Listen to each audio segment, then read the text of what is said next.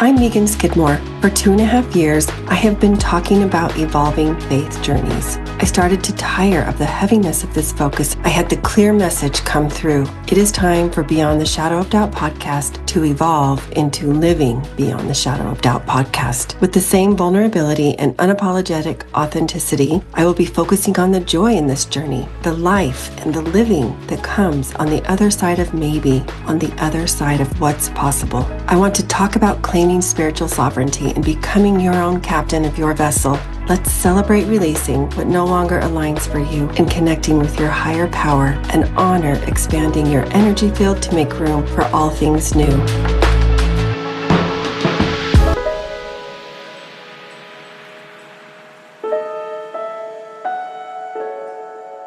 The vibration is high this month on Living Beyond the Shadow of Doubt podcast. Pretense is dropped and caution thrown to the wind in each interview. I am dropping a new episode daily, spotlighting one of the amazing, soul-led, heart-centered authors of Joan of Arc Publishing, or JOA Publishing, founded by Kira Brinton. Like the namesake for this publishing house, each one embodies the fearless, God-centered spirit left by the legacy of Joan of Arc. Make sure to subscribe so you don't miss a single one.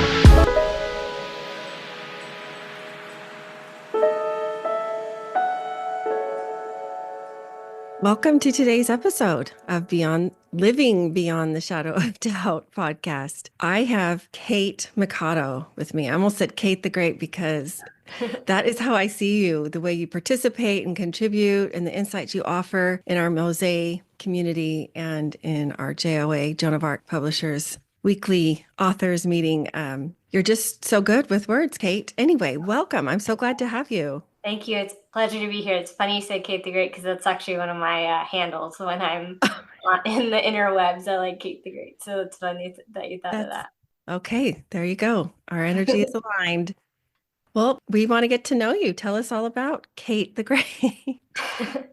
Well, so I know you mentioned JOA and Mosaic, and I'm actually now honoring the title of author, having published. Now I've got my third book, I think is out now, but this is my first book that I did publish by myself outside of college that I professionally did and sold and all of that, and I'm promoting and things like that. So it's very exciting because I've been writing since I was 15, so now I'm finally publishing. So it's really, really cool to be just in this space, sharing with other authors and connecting with other authors who have a very, very deep alignment. You mentioned that earlier, like that align with the name, and I try to do everything that way. So yeah, I have a marketing company I run as well, but this is me so excited to share. I hope this session we get to dig into some of the topics I talk about in my book, but it's really what I've been about and what 2025 is. I've coined it the authentic is my word for the year, and I like to pick a word, and that's the one that's this year. So I love the word authentic, as I have been on my own self-development, self-growth journey since I have felt it since about 2019, 2020 when my kiddo came out, and I was really wrestling with tough questions. Being from a conservative faith background, yeah, you don't have to. You can choose to lean into the hard conversations, the cognitive dissonance, and see what it's there to teach you. If you don't, there's a lot of suffering, even more than if you just lean into it. So tell us a little bit about you. You mentioned you have a degree in college. You did some writing there. Tell us a little bit about that background, your professional pursuits, educational, your family, your faith. Yeah, so it's kind of an interesting story. I kind of ended up doing a full circle here. So I started and my college degree is actually I have my BA, and it's in arts and technology. And I loved learning, so I didn't stop there. I got a minor in theater, I got a minor in film and production, and I almost got a dance minor. So I was a couple classes shy, and I was like, I gotta get out of here. So I did end up getting the dance minor, but it was definitely a wonderful college experience for me. I feel like I got a really wide breadth. It was a very interdisciplinary program. So I sculpted and I danced and I did film and I did theater and I did, books, so I just did a lot of different creative things. I just thrived there. And then it's funny story. So I got out of college, got my first kind of job, and it was as a media transfer technician, and I actually very much enjoyed it. And then the I came in for a temp position, and the sales gal was leaving, and so I kind of came in and was like, I'm gonna do sales, and it just at the time was not a great fit. Mhm. And it was not just shy of a year when I was working there, and I met my husband, and he's like, "Come do this thing called entrepreneurship with me." And I went, "I don't Mhm. even know what that is, but let's go." And had I known, had I known what that journey would be, I don't know if I would have said yes, who I was at the time. No regrets at all. I know God always has a plan, and that's very much Yes. my belief. And I do live my life with either no regrets or healed regrets. Mhm. And so for me, that's how I view my journey. And it's so funny because we ended up making a magazine. We did Funnel Magazine, and we did ended up doing all these projects. So I'm like, I actually know how to do this, and I actually went to school to do this. This is so cool. So it felt very Oh, that's serendipitous, fabulous. but very like also very aligned. And so I've always been really good. Mhm. We got a great team together for that project. I got an amazing art director and designer, and we just really put all our heart and soul into that. And it really just, you can see it in the quality. When we talked to Mm. fans, they were like, this is a coffee table book. Like, I don't just read it and toss it like other magazines. We're like, no, that's not what this book was meant to be. And so we did that. So my husband technically published that one, and I was the editor on that. That's great. And so that was Funnel Magazine. That was one of my favorite projects, working with our company, our agency. And so now I've kind of been, and as I was joining on the journey with my husband, we kind of had different projects we do and different things we pursue. We also have an Airbnb business we run on the side. So I've helped run that business too. And I love the creative side. I think that's Mhm. really what lights me up. And so this year has really been, my husband and I have really been a team, and we really got on the same page right around COVID. We kind of hit that spot in our marriage, which I think a lot of people will relate to, which is where it was like the ride or die moment. It was like, either we're gonna be in this and we're gonna do it, or this is done. And I'm so grateful because we both said yes. We kept saying yes, and that was the key to keeping it together. And so as we went through, we our business shifted several times over that the course of that, and us healing our Mhm. relationship. And to the point where now he's really stepped into, he's going and diving feet first into real estate, and that's really been his passion. Like I said, we had Airbnb businesses, and so now he's doing that, and I'm kind of now pursuing this writing career and this creative Mhm. career that I've been so passionate about for most of my life. And so it's just beautiful because all of the last 10 years have just led up to me being ready to come out of the gate so hard, so fast. Mhm. Like, it's just cool. It's crazy, and it's cool. So that's kind of my Well, background. thank you for sharing that with us. I would love to hear a little bit more. You mentioned how God always has a plan, and you also talked about these past 10 years have been preparing you for right now. I'd love to hear that side of your journey, how you, like what your faith background is and how, what that intersection is for you, whatever that might be. There's no wrong Yeah, answers here. It's all yeah, a yeah. beautiful No, it's journey. it's it's so interesting, and I love talking about it like a path, like a journey, because for me, I grew up in a Presbyterian church, and like my uncle is a pastor, so it's Mhm. like it was just ingrained in my family. Like, I have a long history, so there's a lot of shall we say, like, culture that I came into. And it was very interesting for me because I read this Bible, I learned about this guy, Jesus, and I went, I'm supposed to live like this guy. And when I tried to do that in a church setting, I found that I kind of actually ended up needing some friction. And I went, maybe this isn't the place for me to explore this.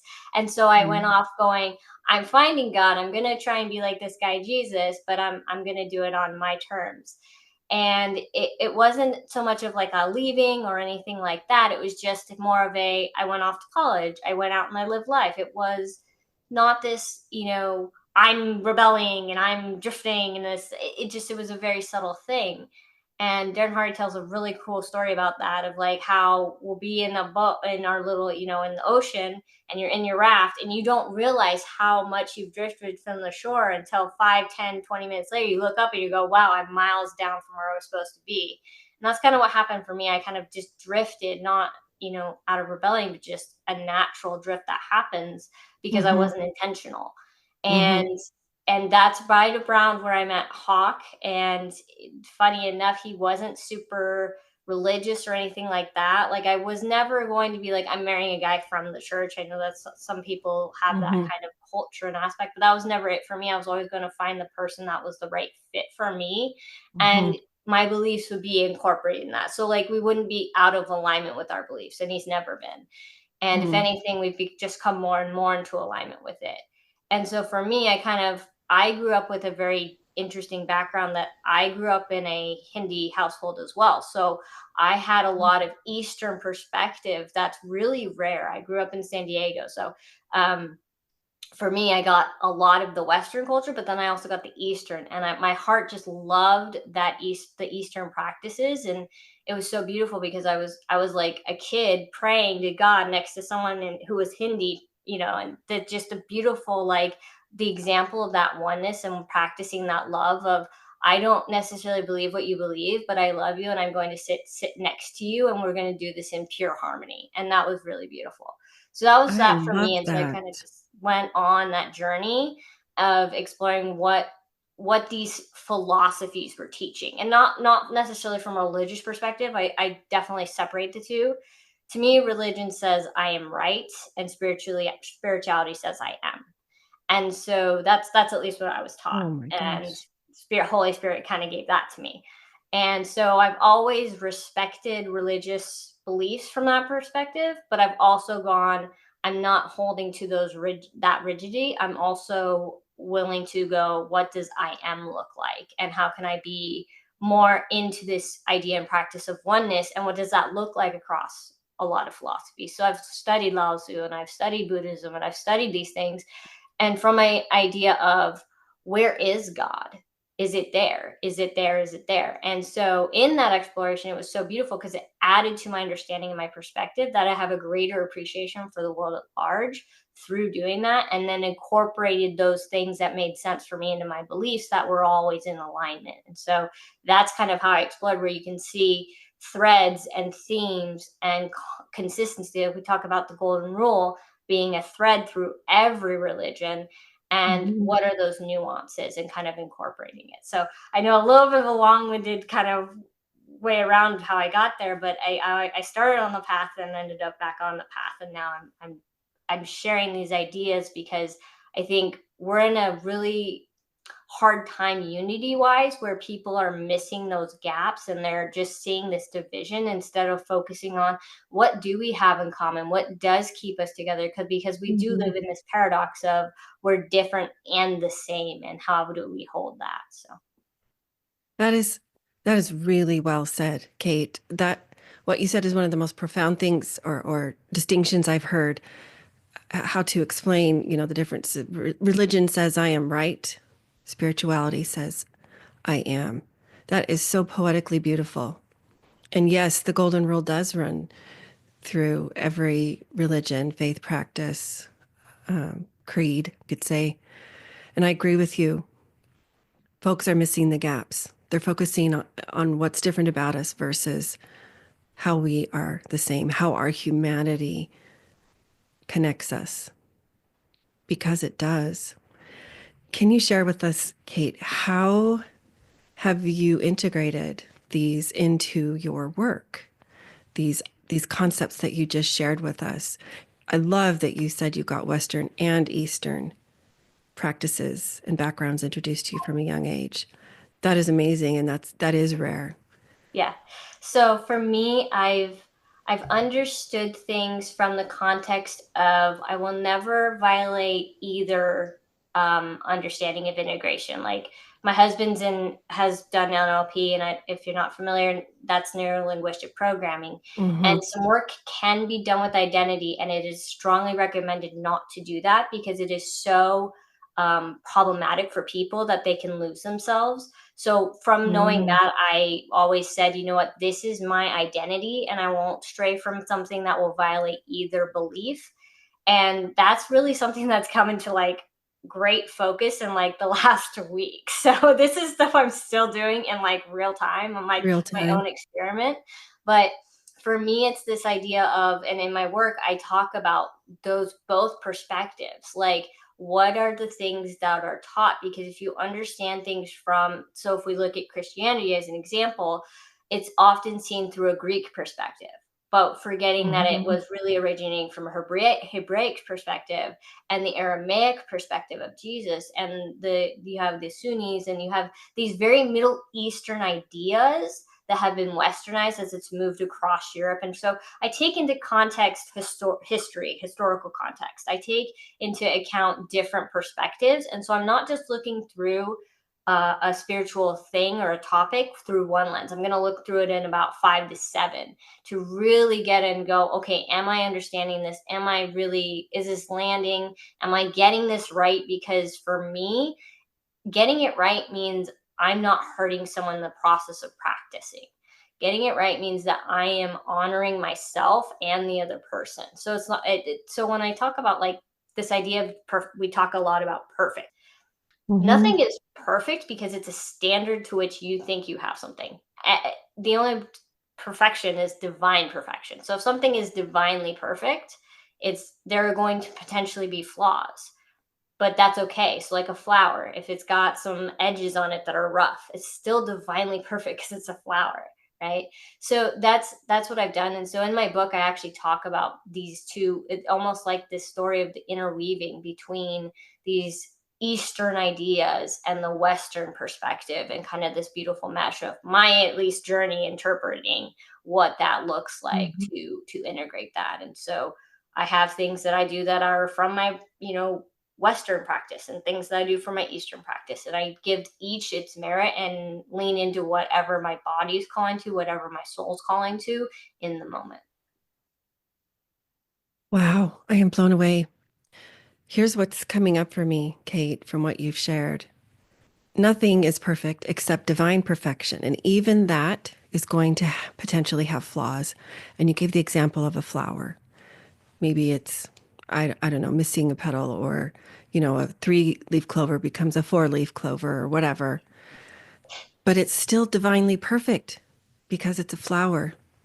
I see so many ways to broaden the application of this way of thinking in our world, our natural, divinely created, purposely created, purposely cultivated, and yet it will get critiqued because it's not seen as perfect, held to some ambiguous standard of what is okay, what is not okay, what is the right way versus the wrong way. Back to that kind of that definition you used of religion says I am right versus spirituality says I am. I shared with you at our recent conference, our JOA collective, and then the Success Codes Lives, how I am a parent of a transgender kiddo. And what you just said about that flower, that could be said about every single human being, every animal. Some some animals are born, without limbs or without certain qualities that are seen as typical or needed or required for that species or whatever. It's just so beautiful. And I can tell that this is how you live your life, Kate, from this very perspective. This is the pair of glasses, the lens through which you view how you live. Has it always been that way? Did you grow into that? tell us, Well, tell us your secrets, Obi-Wan. well, so to be fair, I have to give a ton of credit to my mom and my dad. And it's going to be very interesting to hear this. So, my mom has been a perfect example, and I use perfect meaning divinely perfect, a perfect example of what it looks like to live the life I was taught to live, meaning based off our values of what what being a Christian is. And if you've never met my mom, I hope everyone gets a chance to, just because she's that amazing person. Like, I can tell her anything and she would support me. I've told her some of my crazy beliefs, which I know in like a tradition Christian circle, they would be like, their antenna would be going up and they'd be freaking out. And she could just hold it and go, you know what? You're doing great. You know, you're not running off and ruining your life. You got a beautiful family. You're working hard to grow your business. Like, I see you. I love you. And to be held like that with some of the beliefs I have within what I've grown up with, and her to be the one to give a lot of that space and a lot of that is just incredible. And to have her give her life perspective, where like the idea of not judging someone, or the idea of giving space to people who have different values, or gossiping or things like that, because it happened to our family. And she'd tell me those stories where my aunt actually ended up having a partner that was gay, and it ended up all in the news at the time. And so for us, that was the family stuff getting, run through the mud, if you will. And she said, I will never, don't ever do that, because we've had it happen to us and it does not feel good when it happens. So I said, you know what, Mom, I won't, because that's right. We don't want to treat others that way. And so like, just my family teaching me a lot of beautiful things like that. And so I have to give a credit to her. And then I have to give credit to my father, who taught me radical unconditional love, because he was someone that I had to struggle with to do that. And he had a lot of problems. He has narcissism. He's had hoarding. He has hoarding issues. He's got, and if you guys don't know, hoarding is a very, very problematic mental disorder.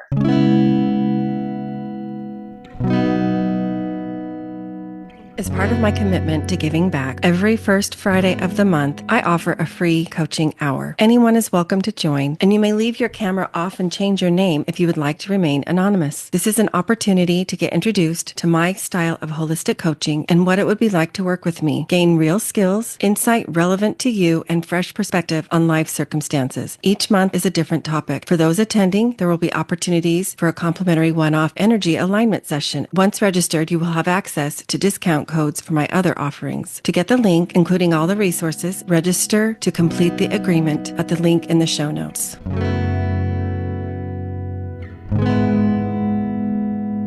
And to grow up in an environment like that, I can see where some of my tendencies, where I can kind of be OCD about stuff, and genuinely, I don't say it jokingly, things need to be neat for me. And I've honored that and acknowledged that myself, because of how I was raised. I can see, oh, that's that trauma showing up. Let me give it some love and some space, and know that, hey, it's okay. And it allows me to let mess be a little more, where I didn't when I was a kid. And so to have this parent who is essentially building this it's a very pull-push relationship, where they're going to pull you for stuff and push you away, and pull you for stuff and push you away. And for me to go, you know what, I just want to be like my friends whose parents are divorced, where they can go to mom's house and they can go to dad's house. And I couldn't do that. And so for me, it was a long journey of loving that person, loving him, and coming to terms of forgiveness, and not for his sake, but for mine. And just working through that, and knowing that it was never about him, it was about me, in the best way possible. And to just continue to send him love light, send him love light, send him love light, and to be keeping that channel open. So right now we're no contact, but it's not in any way bitter. It's not in any way sad. It's one of those, I've had many relationships kind of fade, and that was one of them that I just let naturally fade. And I was just like, no, I know, and I'm good. I don't want, his phone number, but it wasn't a bitter or anything like that. And so he taught me how to love in that unconditional way. And he's that first person that I said, it doesn't matter all this stuff that happened. I'm just going to love you, and know that you can't love me the way I need to be loved, and that's okay. And to be blessed with, my mom met my dad. So my dad is the man my mother ended up remarrying. And he is the one that's got me back on the path to God. He's the one that has a book for me every time I need it. I feel like I take after him so much. Even though he's technically my stepdad, he definitely feels like my real dad, if that makes sense. So that's really where it came from, is that raising of Mm-hmm. those parents, and having almost like an example of the most selfish person and the most unconditionally Yeah. selfish, selfless person. Their dichotomy, and then growing up with that. So I've had the benefit of having essentially both. God's giving me, like, here's Mm-hmm. east west, here's pure love, and here's a conditional love, here's this and here's that, and now you get to choose. Mm-hmm. And so that's been really my life from that perspective. What you just shared really demonstrates to me, or illustrates, that we get to define our relationships because we only control our portion, our 50% of that relationship. And I love how you are choosing to have that continued relationship with your father, your birth father, I should say, according to your values, according to your intuition, according to how you want to show up. You're not choosing to do or not do or say or not say because of fill in the blank Yeah, of what someone else might do or say or not do or not say. And that is a beautiful place to be. Is it pain-free? Not necessarily, but it requires an emotional maturity, and I'd say even emotional intelligence that I think we're all working towards. That's for sure. I think previous generations didn't necessarily have a concept of, or maybe even an awareness of. Not sure. That's just me speaking of me. I think you hit on the word that I want to highlight and to my journey, is that awareness. The moment I had awareness of all this, because there was a time I didn't.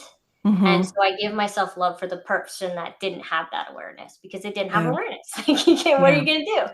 But as Right. soon as you have it, okay, now it's my responsibility, because I know I have that responsibility. Mm-hmm. And it's so funny because I remember a conversation where he's like, "You're choosing XYZ." And I was like, at a place where I was like, I can't be choosing XYZ because of how much this hurt. How on earth could I be choosing this? And so it's so beautiful, because he even had some awareness, and it wasn't like he was just like, I'm not going to do anything, or I'm going to try to get, he was putting in an effort. And so I Mm-hmm. think that helped too, is seeing that he's like, oh, I'm seeing codependency, I'm going to go to this group, I'm seeing this, so I'm going to do Mm-hmm. that. And so it's not like this, the world isn't black and white, it's very gray. And that was a hard lesson for me to learn. I liked my world being black and white.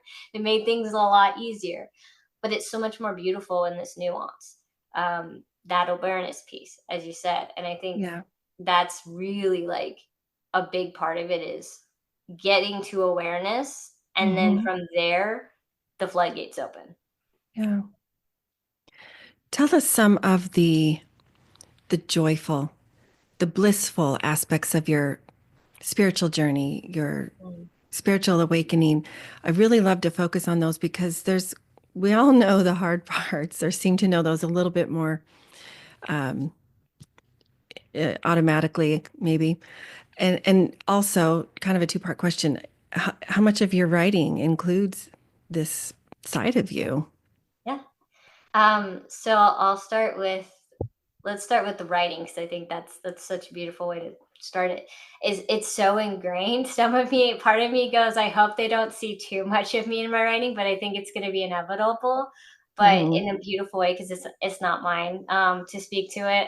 At the conference you were at, I had a really blissful one where we did some breath work, and I think it's so cool if you look into who God is and what it says about it. Like in Genesis, we're talking, like, we're at the very, very beginning, and it talks about the idea of God as breath. And that shows up as, I think it's ruach in Hebrew, and ruha in Aramaic.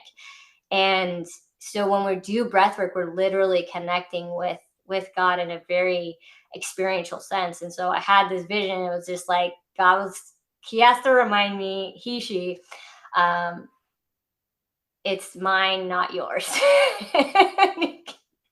And I get that a lot. And that's a lot of our conversations. My time, not yours. My stuff, not yours. In the most beautiful way possible. And reminding myself I'm a steward. And so everything kind of has gone into this work. And the book I'm coming out with really is almost like all of my practices sort of ingrained, different visions I've had. And the prophetic experiences have been just crazy. I had one where I read a book, I read it cover to cover. It's called The Law of Light. And the insights were just so profound. I ended up in a euphoric state for like a month. And I was just like, everything matters and nothing matters. And my husband's like, I need you to freak out right now. It was great.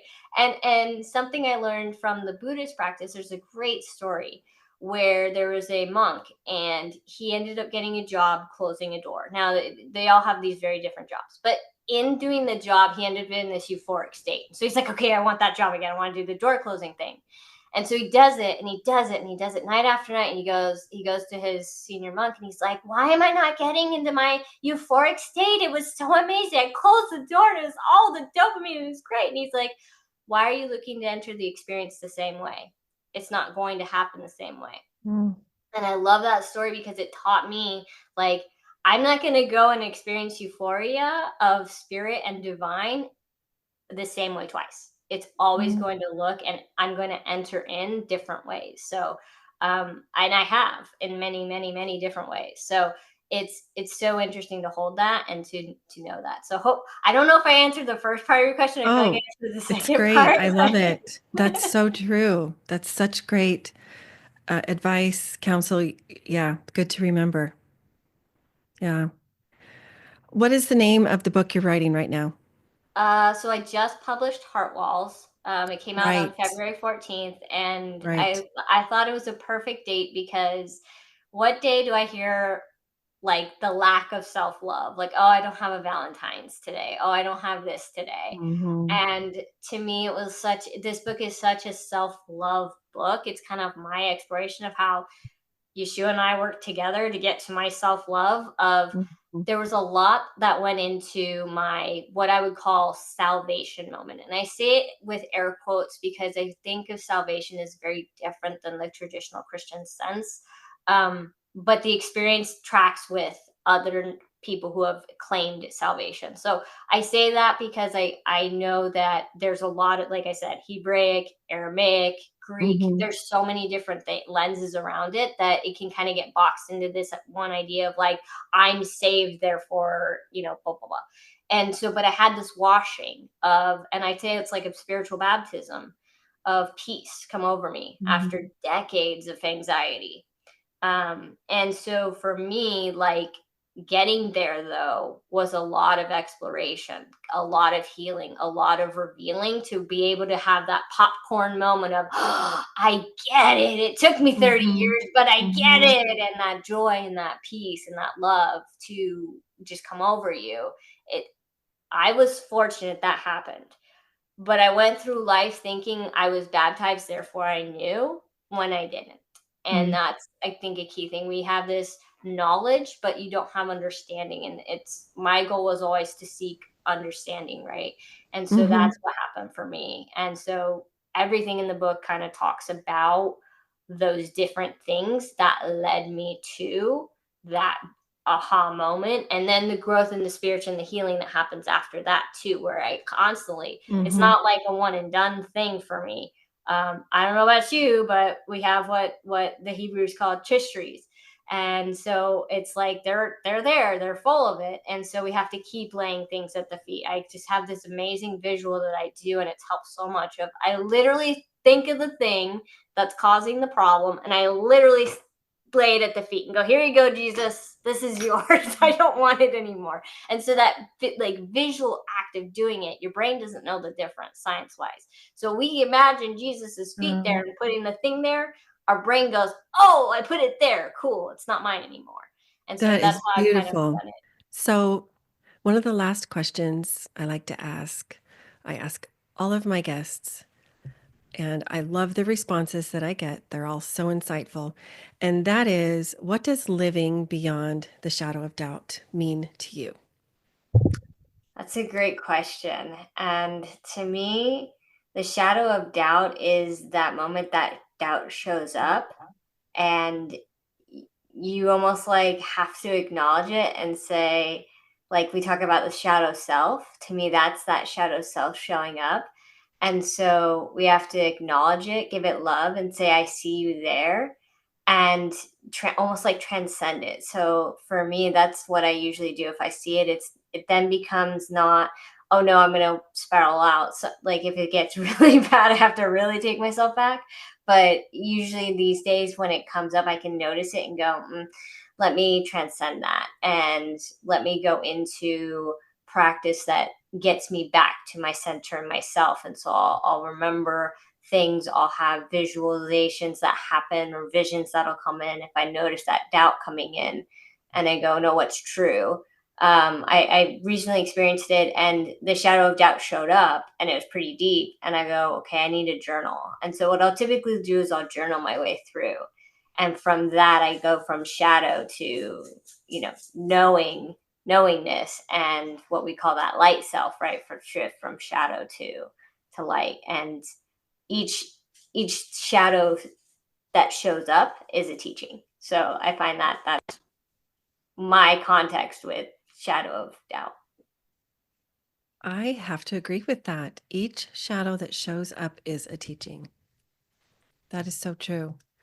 I love your response. That's really, it's quite deep, actually, to go from shadow to knowingness, shadow to light. Beautifully said. Thank you so, so much for sharing your wisdom, your experience, all of the things with us. I'm just going to throw out some for fun questions. I like to ask all of my guests so we get to know you a little bit better, just looking for 1 or 2 word answers. And the first is, what is your favorite book? Favorite book? I have favorite author, Jared That Stewart. works. Jarrett Stewart. Yeah, he's got quite a few books. Quite a few. Speed of Influence is probably up there. Yeah. Awesome. Are you an introvert or an extrovert? Introvert. Introvert. Mm-hmm. A lot of introverts this month. Who is your favorite artist? Favorite like painting artist is Monet, but my favorite like music artist, I've been really into Lindsay Sterling. Ooh, I love Lindsay. So talented. I got to see her once. And are you a night owl or a morning lark? And fun fact, lion, and that's going to show up in my next book. Okay. I can't wait to hear what that means. And tell us your celebrity crush if you have one. 2, older Hugh Jackman, younger Shawn Mendes. Oh, that's great. And do you do still or carbonated water, diet soda, or some other beverage? Both. So diet, not diet, but still and carbonated water, depending on my mood. Carbonated. Yeah. Unless if you want to be fancy, I pull out the carbonated. Yeah. And then finally, the furthest place that you've traveled. Probably the Philippines. Amazing. So if folks wanted to connect with you or reach out with questions and so on, what would be the easiest way for them to do that? I'm really active on Facebook, and I am getting more active on Instagram. And you got my website, katemikado.com, or you can always reach out to me there. If you hang out for 5 seconds, my calendar pops up. So it's not hard to get a hold of me at all. Very cool. Okay. Well, I'll make sure and include all of that in the show notes for folks to be able to access easily. This has been amazing, Kate. Thank you again so much for your time. I know you are a busy entrepreneur, a busy parent, and just have lots going on. So thank you. It was awesome to be here. Thanks for having me, Megan. Absolutely. Writer, teacher, author, Mormon scholar, and founder of Dialogue Journal, Eugene England said, "My faith encourages my curiosity and awe. It thrusts me out into relationship with all creation and encourages me to enter into dialogue." As a proud member of the Dialogue Podcast Network, my hope is that Living Beyond the Shadow of Doubt podcast is an extension of that vision.